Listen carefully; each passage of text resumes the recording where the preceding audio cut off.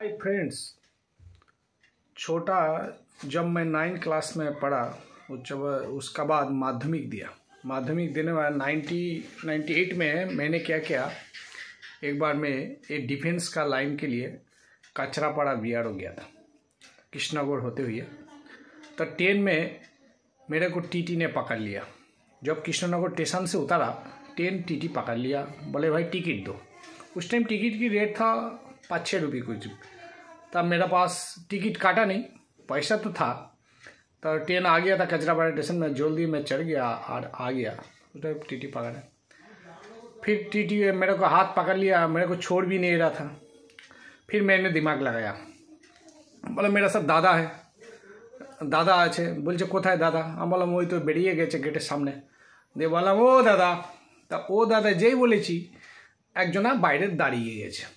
যেই গেটের সামনে এসছে, আমি টিটির ওই হাতটা ছাড়িয়ে বাইরে পালিয়ে গেছি। তা টিটি বললো এ তো শালা আচ্ছা চালাক লোক, এইভাবে লোক তো দেখিনি। আর ওই যে দাদা দাঁড়িয়েছে সে বলছে ভাই আমি তো ওকে চিনিনি। ও দাদা বলেছে আমি দাঁড়িয়ে গেছি, মনে করি আমাকে সঙ্গে কোনো দরকার আছে।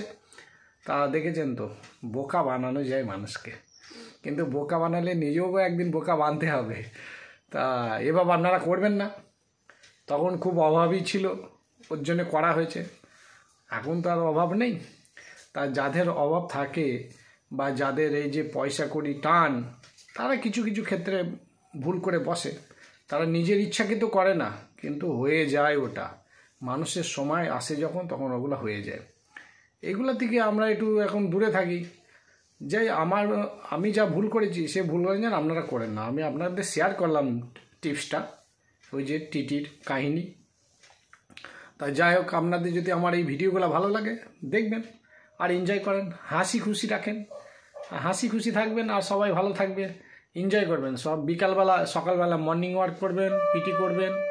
আর তারপরে তো আপনাদের যে কাজগুলো সেগুলো করবেনই।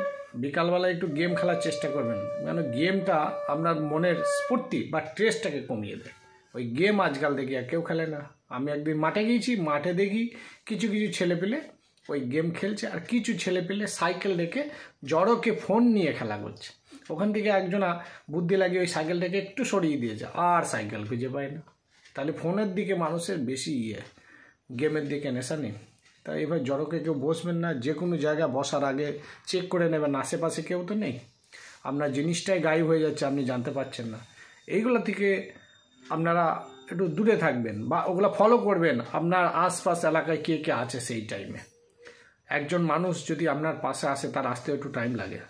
এগুলো থেকে আগে সাবধানী থাকবেন, কেন আজকাল দিনক্ষণ ভালো নয়। কার কী মনে আছে আপনারা জানতে পারবেন না। তা যাই হোক, আপনাদের ভালো লাগলে শেয়ার করবেন।